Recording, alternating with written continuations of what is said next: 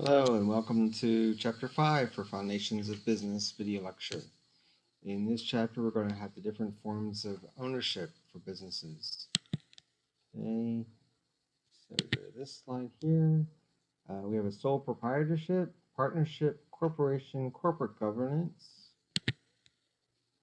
Identify the potential advantages of pursuing mergers and acquisitions as a growth strategy, along with potential difficulties and risks. Define strategic alliance and joint ventures, and explain why a company would choose these options over a merger or acquisition. And explained how companies can use big data and analytics to create value and find competitive advantages. Okay, so let's dig into this. So here's different structures and how they differ in control, profits and taxation, liability exposures, ease of establishment. So the first one is sole proprietorship.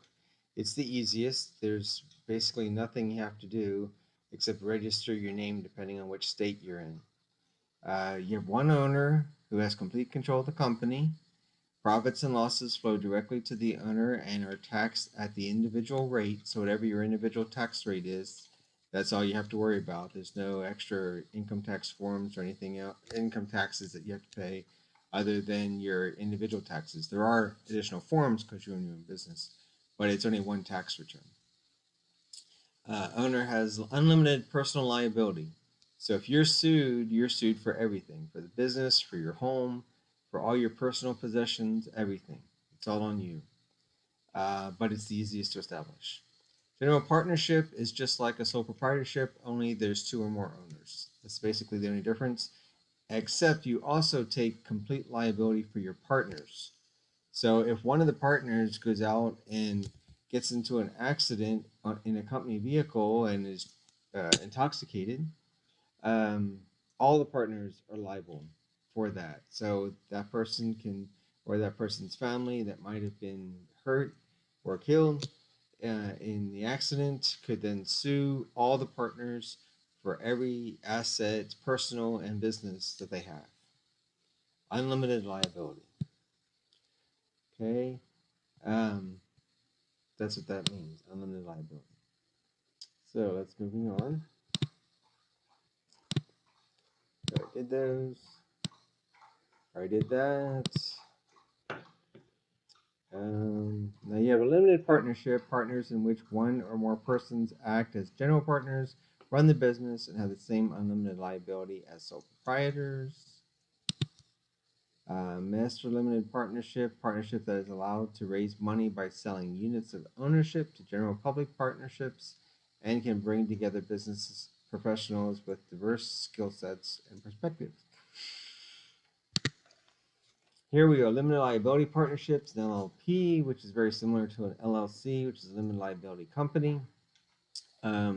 A partnership in which each partner has unlimited liability only for his or her own actions and at least some degree of limited liability for the partnership as a whole. So that's the whole point of this, is to create limited liability for the partnership.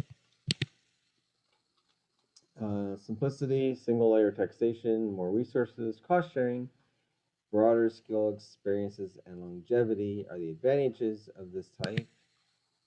Disadvantages is unlimited liability, potential for conflict because people can't always agree, and then expansion, succession, or termination. How do you do that with the business?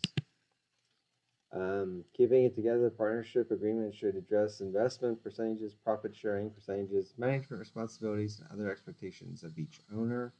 Decision-making strategies, succession, and exit strategies that should all be considered before partnerships ever agreed upon. Corporations is a legal entity distinct from any individual person that has the power to own property and conduct business. Corporation is in and of itself its own being, where no one actually is in possession of it. It has its own taxes. It has everything its own. Everyone else is either an officer or a shareholder. Shareholder investors who purchase shares of stock in the corporation. A private corporation in which all the stock is owned only by a few individuals or companies and is not made available for public purchase. And as a public corporation, that's all the ones you see on the New York Stock Exchange, the NASDAQ, the S&P 500, and all that. Those are all public. Liquidity, a measure of how easy it is to liquidate your stock. Obviously, if it's publicly traded, it's much easier than privately traded. Privately traded is extremely difficult to liquidate. The disadvantages, cost and complexity, reporting requirements, managerial demands, possible loss of control, because anybody could come along, especially if it's publicly traded, and buy all the shares or controlling interests of all the shares, and then you lose control of the company. Double taxation, that means that the corporation pays taxes on the profits, and then it would issue dividends for what's left of the uh, profits after taxes, or a percentage of what's left after the taxes, and then the individual shareholder has to pay taxes on those dividends. So even though those dividends are the profit after tax, or I should say after tax profit of the corporation, uh, the individual who receives the dividend also has to pay taxes because that's their income now. Very short term oriented because you only care about quarter by quarter or year by year. S corporation, type of corporation that combines the capital raising options and limited liability for corporations, but the federal taxation advantage of partnerships. So, and there's limits on how large that can be. LLCs, limited liability company. This is the type of company I had when I had my real estate agency. It combines limited liability with pass-through taxation benefits. So I paid my own personal taxes that the company itself didn't have to pay a separate tax. It was all just like a sole proprietorship, but I had very limited liability. I could only be sued for the assets that the LLC had, not for my personal assets. Number of shareholders is not restricted, nor is members' participation in management. Benefit corporations, a profit-seeking corporation whose charter specifies a social or environmental goal the company must pursue in addition to profit. And then here's more of the structures that we went over. Okay. So, board of directors of corporate governance. The board of directors, group of professionals elected by shareholders as their representatives with responsibility for overall direction of the company and the selection of the top executives. So here's a little model of it. You have shareholders, elect board of directors, which hire the corporate officers, which hire the employees. And that's how the governance is done.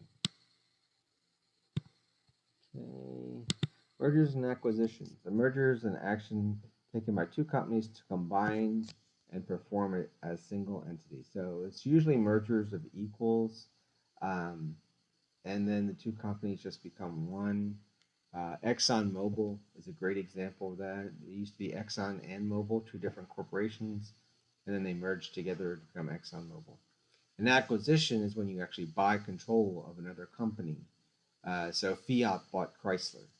So Fiat owns Chrysler now. And so all the Chrysler employees report to Fiat.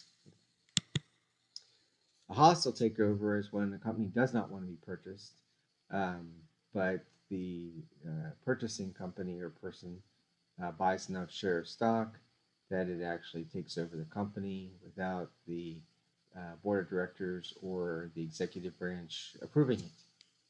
A leveraged buyout is an acquisition of a company's publicly traded stock using funds that are primarily borrowed. Leverage is borrowed. So that means when you're leveraging, you're borrowing. Usually with the intent of using some of the acquired assets to pay back the loans.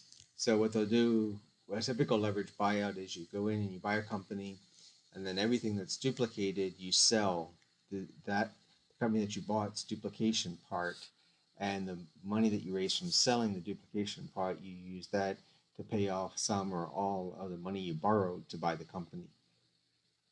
You might want to do that is if the company has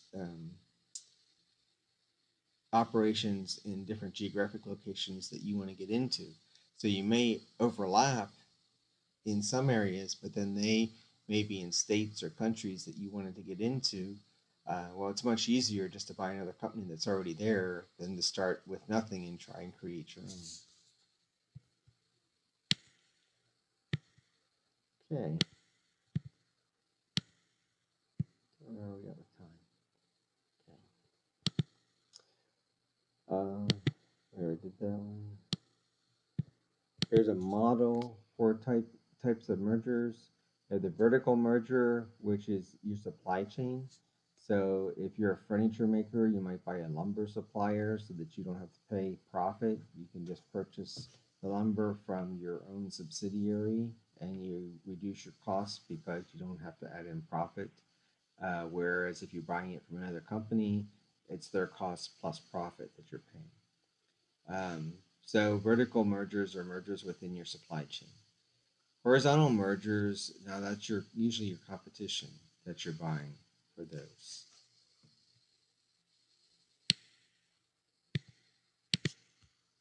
Options for joining forces, you have mergers, A plus B equals C. Acquisitions, A buys B and becomes part of A, so that it actually then becomes a larger company. Ford bought a huge percentage of Rivian, so now Ford will buy parts of their Ford F-150 that's going to be electric from Rivian, and then go from there. Okay. And let me move this over here, and go down to here. There we go. So big data.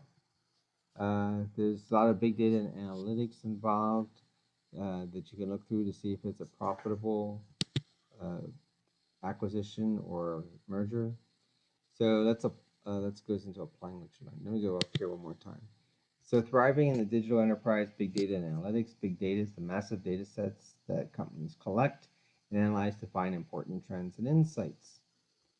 So if you're the electric car, if you want to find out who's going to be the typical buyer of the electric car, you could buy a lot of data that shows the trend of the type of people, the demographics of the people that may tend to buy all electric vehicles, or may be the first people to buy all electric vehicles.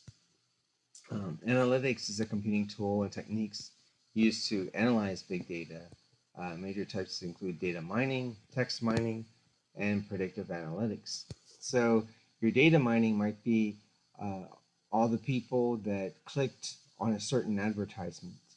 Now we have an election coming up, so they're using a ton of data mining to figure out who's going to vote Republican, who's going to vote Democrat, and who's undecided. And then they'll attack advertising dollars towards the undecided in states that are still swing states, they call them, because there's enough people that are undecided that the state could go either Republican or Democrat. And so they're going to use the big data and then analytics to analyze the big data to figure out where they should spend their dollars. You probably won't see many ads in Oklahoma because Oklahoma is not a swing state. It's pretty entrenched in as a Republican state. Whereas Pennsylvania, Michigan, Florida, those are swing states, and so you'll see a lot of advertising dollars going into those states from both Republicans and Democrats. Okay, and that's the end of this chapter. I hope you have a great day, and we'll be doing chapter 6 next.